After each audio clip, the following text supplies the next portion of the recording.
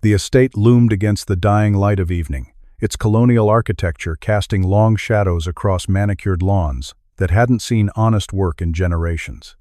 Inside the manor, Margaret Ashford stood at her parlor window, watching the iron gates swing open with a metallic groan that seemed to echo her own unease. "He's enormous," she whispered, her breath fogging the glass. Her husband Edmund had purchased another slave at the Charleston auction, the third this month. But this one was different. Even from this distance, Margaret could see the man's silhouette dwarfed the wagon that brought him. 7 feet tall, perhaps more. His shoulders were broad enough to block the sunset. "Mistress, should I prepare the quarters?" The housemaid's voice trembled behind her. Margaret didn't answer. Something about the way the giant moved fluid, calculated, like a predator assessing new territory sent ice crawling down her spine. Edmund burst through the front doors, his face flushed with excitement and bourbon. "Margaret, come see what I've acquired." They called him the Mountain at the auction. Can you imagine?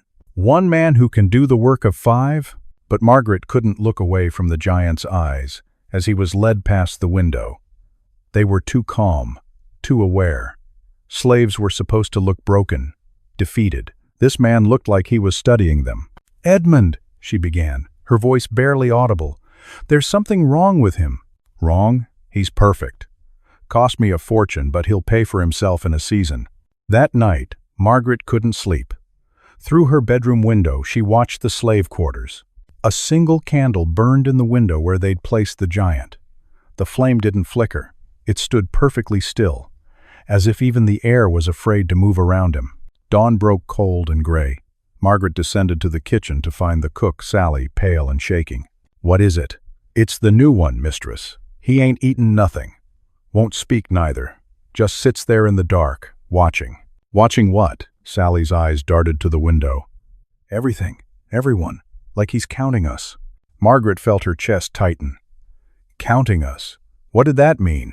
By noon, the overseer reported that the giant, they still didn't know his name, had completed a week's worth of work in 4 hours. Alone, without instruction, without breaking a sweat. "How did he know what to do?" Margaret demanded. The overseer, a cruel man named Briggs, shifted uncomfortably. "Don't know, ma'am. It's like he'd been here before. Knew exactly where everything was, where everything should be." That phrase hung in the air like smoke from a funeral pyre. Where everything should be. On the third night, Margaret woke to the sound of humming. Low, rhythmic, ancient. It came from outside, from the direction of the quarters. She wrapped a shawl around her shoulders and moved to the window. The giant stood in the center of the yard, perfectly still under the moonlight. Around him, arranged in a circle, were stones. Not random stones, Margaret recognized them. They were from the old well Edmund had ordered filled in years ago. The well where a slave had drowned under suspicious circumstances. The stones formed a pattern, a symbol. Margaret had seen it before, carved into trees deep in the woods where the slaves held their secret gatherings. It was a hunter's mark. "Mrs. Ashford, we have a problem." Briggs stood in her parlor, his usual confidence replaced by visible fear. "3 of the dogs are gone, just vanished, and there's tracks." "What kind of tracks?" "Human, barefoot, leading from the kennels to the woods. But here's what don't make sense, they're coming back too. Like something walked there and returned, nothing disturbed, no blood, no bodies. Just gone." Margaret's hands trembled as she poured tea she wouldn't drink. Where was the giant during this? In his quarters, supposedly. But Ma'am Briggs leaned closer, his voice dropping to a whisper. "I've been doing this 20 years. I know when someone's pretending to sleep." He wasn't sleeping. He was waiting. Edmund finally noticed his wife's distress at dinner that evening. "You've barely touched your food. What's troubling you?" "That man. The giant. We need to sell him. Send him away." Edmund's fork clattered against his plate. "Are you mad? Do you know what I paid for him? He's the most productive. He's dangerous. He's a slave, Margaret. Our property. He does what he's told." "Does he?" Margaret's voice rose, surprising herself. "Have you actually given him orders? Or does he just somehow know what needs to be done before anyone tells him?" The question hung between them. Edmund's face paled slightly. He hadn't thought about it. None of them had. Midnight. Margaret was awake again, drawn to the window by instinct she couldn't name. The yard was empty except for shadows cast by a moon that seemed larger, closer than it should be. Then she saw him. The giant emerged from the tree line, carrying something. No, someone. It was Briggs, unconscious or dead, draped over the giant's shoulder like a child's doll. But the giant wasn't running, wasn't hiding. He walked directly to the house, up the front steps, and stood before the door. He didn't knock. He simply waited. Margaret's scream died in her throat as Edmund rushed past her, rifle in hand. He threw open the door, weapon raised. The giant gently lowered Briggs to the porch. The overseer was breathing, alive, but marked. 3 parallel scratches ran down his face, deep, precise, deliberate. "What have you done?" Edmund's voice cracked. The giant spoke for the first time.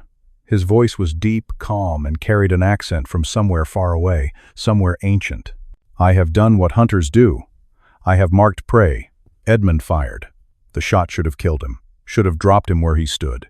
Instead, the giant moved faster than any man should move, and the bullet buried itself in the doorframe. "You cannot kill what has already died," the giant said, stepping into the house. "My name is Kofi. I was a hunter in my homeland, a tracker of men who did evil. I was captured, killed, and sold.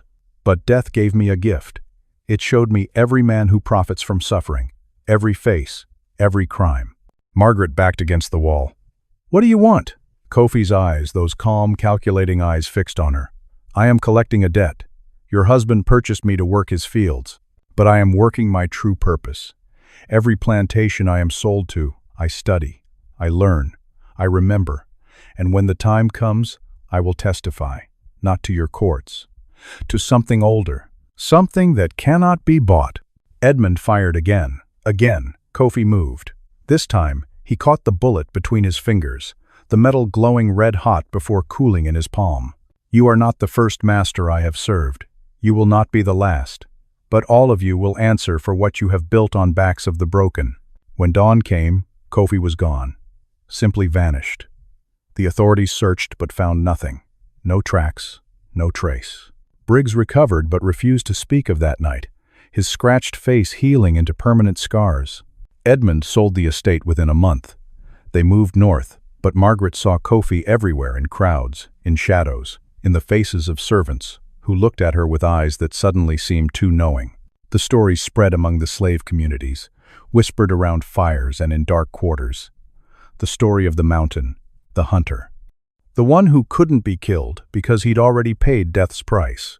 The one who walked from plantation to plantation, gathering evidence, marking the guilty. Some said he was a spirit, others said he was a warning. A few believed he was justice itself, taking human form to witness what history would try to forget. Margaret never learned the truth. But she felt his presence for the rest of her life, a shadow at the edge of her vision, watching, waiting, remembering every face, every name, every crime. The giant wasn't there to serve. He was there to testify.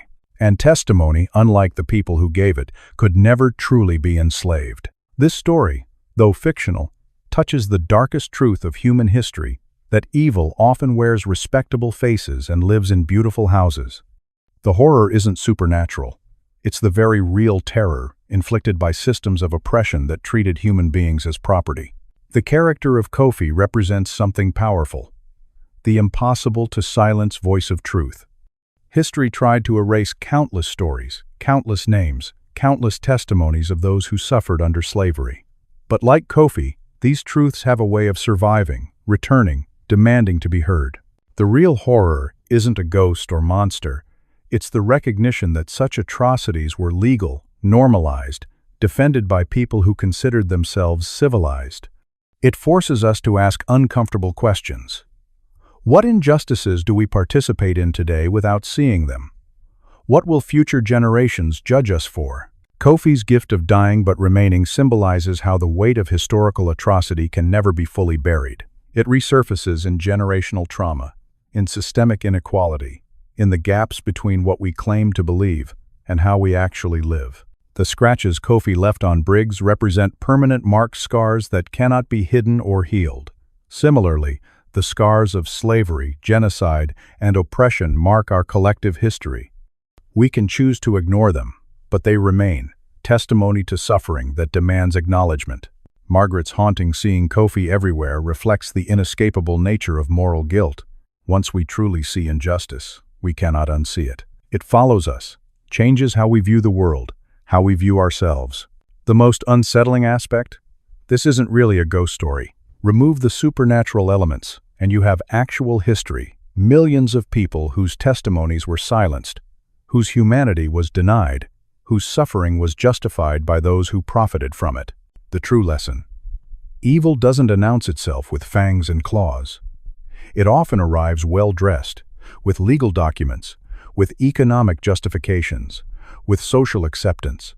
The real monsters are the systems we build and the casual cruelty we normalize. And like Kofi, the truth always finds a way to testify. Subscribe for more.